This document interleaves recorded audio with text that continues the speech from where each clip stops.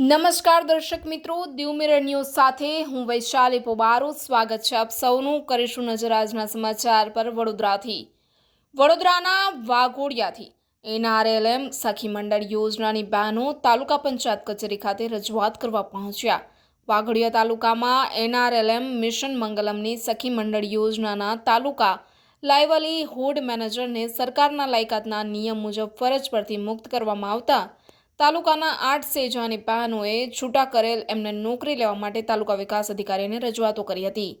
વડોદરા જિલ્લાના DLM મુલરાજસિંહ વાઘેલા 14 વર્ષથી અને વાઘોડિયાના TLM દક્ષાબેન પારેખ 17 વર્ષથી ફરજ બજાવતા હતા। તેમણે સરકારશ્રી દ્વારા શૈક્ષણિક લાયકાતને લઈને ફરજ પરથી મુક્ત કરવામાં આવતા તાલુકા સેજાના પ્રમુખ તેમજ 8 સેજાની સખી મંડળની બહેનો TLMને નોકરી પર પરત લેવા માટે વાઘોડિયાના ધારાસભ્ય ધર્મેન્દ્રસિંહ વાઘેલાને રજૂઆતો કરવામાં આવી હતી। સખી મંડળની બહેનો સેજાના પ્રમુખે લેખિત તેમજ મૌખિકમાં રજૂઆત કરી જણાવ્યું હતું કે 17 વર્ષથી TLM ફરજ બજાવતા દક્ષાબેને સખી મંડળની બહેનોને તેમજ પ્રમુખને મહેનત કરી શીખવાડી અમને તૈયાર કર્યા છે અને તેમના લેવલ સુધી લઈ ગયા છે, તો અમને TLM દક્ષાબેન ફરજ પરથી છૂટા કર્યા છે, તેમને નોકરી પર પરત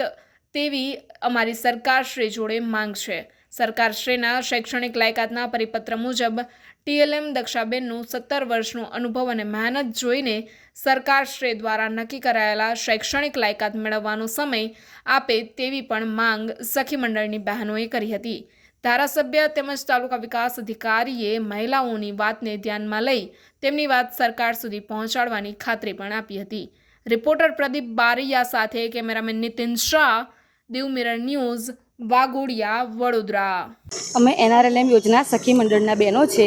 અને અમે NRLM યોજનામાં બધા બહેનો જોડાયેલા છે અને અમારા જે કર્મચારીઓ છે જે અમને અત્યાર સુધી અહીંયા લાયા છે અને જેને પાયો નાખ્યો છે એવા આજે કર્મચારીઓને છૂટા કરવામાં આવ્યા છે અને અમે બહેનો અત્યારે આજીવિકા મેળવી રહ્યા છે અને અત્યાર સુધી જે પહોંચ્યા છે એમાં એમનો અમૂલ્ય ફાળો રહ્યો છે, જેથી અમારી સરકારશ્રીને વિનંતી છે કે જે આ સરકારશ્રીનો પરિપત્ર આવ્યો છે અને બહેનોને જે શૈક્ષણિક લાયકાતના લીધે અત્યારે છૂટા કરવામાં આવ્યા છે જિલ્લામાંથી, તાલુકામાંથી અને ગુજરાત રાજ્યમાંથી, તેથી અમે સરકારશ્રીને વિનંતી કરીએ છીએ કે આટલા વર્ષનો અનુભવ અને કર્મચારી ફરજ બજાવે છે તો એમને થોડો સમય આપે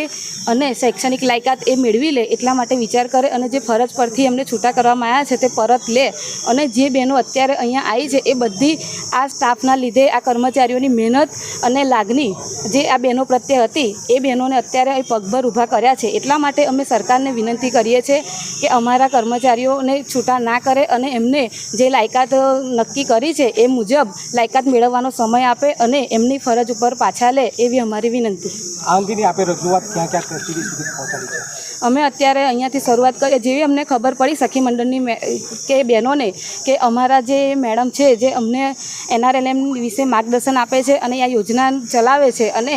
એમાં એમની 17 વર્ષથી ફરજ બજાવી રહ્યા હતા, અત્યારે એ બેન વિધવા છે અને એમની પાસે કોઈ આધાર નથી તો એમને છૂટા કરી દેવામાં આવ્યા છે, તો અમે બહેનો એ કહીએ છીએ કે આવા અન્યાય કહેવાય ખરેખર। આ બહેનો કર્મચારી કોઈ પણ હોય, આજે કર્મચારી કોઈ બી વસ્તુ કરે છે, જોબ કરે છે એટલા માટે એને કંઈ ઘણું બધું કરેલું હોય છે, અત્યારે આ રીતના છૂટા કરી દેવામાં આવે છે તો એમની આર્થિક રીતે સ્થિતિ પણ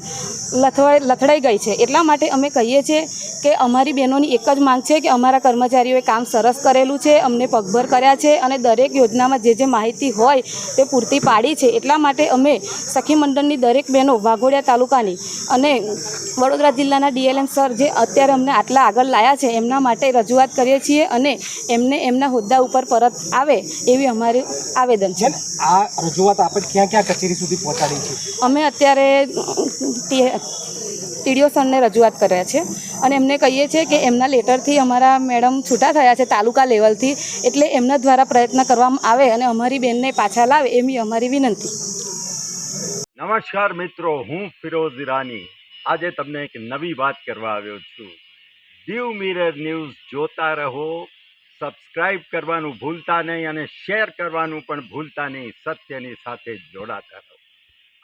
નમસ્તે મિત્રો, હું છું ચાંદની પરમાર. આપની મનપસંદ ચેનલ એટલે કે દીવ મિરર ન્યૂઝ ચેનલને લાઈક કરો, શેર કરો અને ફોલો કરો. અને હા, તેમાં દરરોજ તાજા સમાચાર જોવાનું ભૂલશો નહીં. દીવ મિરર ન્યૂઝ દરરોજ લાઈવ અપડેટ ગુજરાત રાજ્ય દેશ દુનિયાના તમામ બ્રેકિંગ સમાચારો નિહાળો દીવ મિરર ન્યૂઝ ચેનલ પર.